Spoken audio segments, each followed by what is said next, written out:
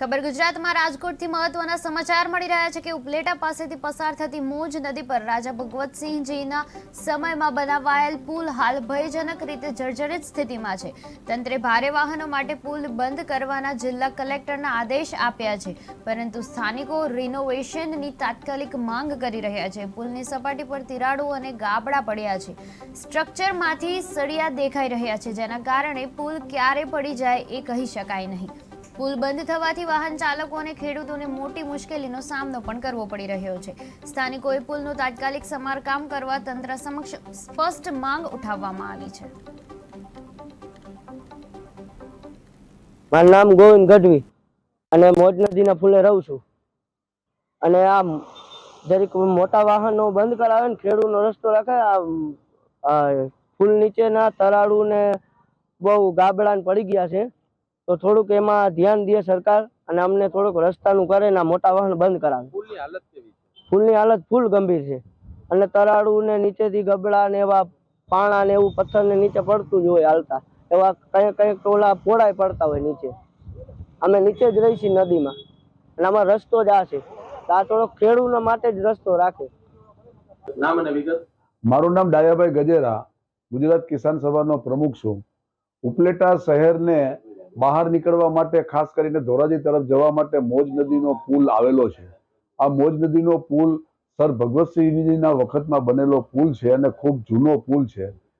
તંત્રએ એ પુલની જે જર્જરિત હાલત જોઈ અને તંત્રએ એ પુલ મોટા વાહનો માટે બંધ કરી દીધો છે। તેને પરિણામે આજે એ પુલ ઉપરથી જે નાના વાહનો પસાર થાય અને એ નાના વાહનો પસાર થઈ શકે છે, મોટા વાહનો પસાર થતા નથી।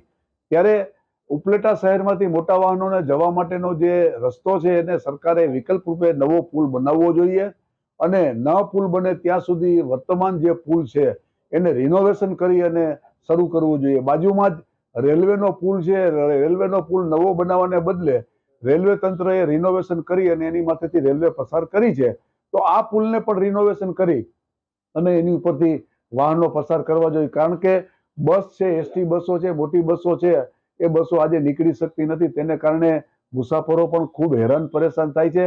સરકાર એમનેમ ખાલી રસ્તો બંધ રાખી મોટા વાહનો માટે અને રોકી રાખે તો કોઈ નિર્ણય તો કરવો જ પડે, અને નિર્ણય શા માટે નથી કરતા? હું એમ કહું છું કે તાત્કાલિક એનો નિર્ણય થવો જોઈએ અને એનો વિકલ્પ પણ મળવો જોઈએ। પુલની હાલત કેવી છે? અત્યારે પુલની હાલત તંત્રના યોગ્ય જાળવણીના અભાવે બંને બાજુ જુઓ તો કેટલા મોટા ઝાડ ઉગી ગયા છે અને પુલની અંદર ગાબડાઓ દેખાતા હોય, તો આ બધું દૂર કરવા માટે અને ઉપર જે ક્યાંય જગ્યાએ છે તે થોડું રિપેરિંગ કરી અને કરે તો પુલ, ખાસ કરીને એસટી બસો છે, મોટી ખાનગી બસો છે અને પ્રાઇવેટ વાહનો અને ખેડૂતોના વાહનો પસાર થઈ શકે એવો તો થઈ શકે।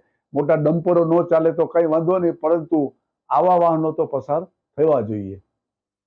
તમારા નામથી શરૂઆત? મારું નામ ખીમાભાઈ રબારી, ગામ ઉપલેટા। આજે આપણે જે જગ્યાએ ઊભા છે એ અમારો ઉપલેટા તાલુકાનું મેન મોજ નદીના કાંઠે પર બાંધવામાં આવેલો રાજાશાહી વખતનો જે પુલ છે એ અત્યારે જર્જરિત ભાષામાં જે કહીએ તો તંત્ર કહે છે, અમે નથી કહેતા, એ એમ કહે છે કે આ પુલ નબળો બની ગયો છે, તો આને ડિવાઈડર લગાવી અને બંધ કરવામાં આવ્યો છે। પરંતુ કેના માટે? ખાલી એસટી બસ માટે? આ પુલ જો નબળો હોય તો એને નીચા ડિવાઈડર રાખીને એને સંપૂર્ણપણે ટ્રેક્ટર અને બાઇક ચાલે એવો જ રસ્તો રાખવો જોઈએ, નહીંતર આ પુલ ગમે ત્યારે પડશે ત્યારે તંત્રની જવાબદારી રહેશે। અને અમે ખેડૂતના દીકરા છે, અમારા રસ્તો મેન છે, જો આ પુલ પડ્યા પછી અમારે કોઈ જગ્યાએથી જવાનો રસ્તો નથી। નીચે આવેલો નાનો ચેકડેમ છે તો ત્યાં પણ ન જઈ શકીએ। અત્યારે મેન આવવા જવા માટે અમારો એક જ રસ્તો છે। શું ભાજપ આ જ કામ કરવા માટે કે જે પબ્લિકોને મારીને પછી જ પુલ બંધ કરવા એવો નિર્ણય લીધો છે? તો તાત્કાલિક સફાયો જાગે સરકાર અને આ પુલને બંધ કરે।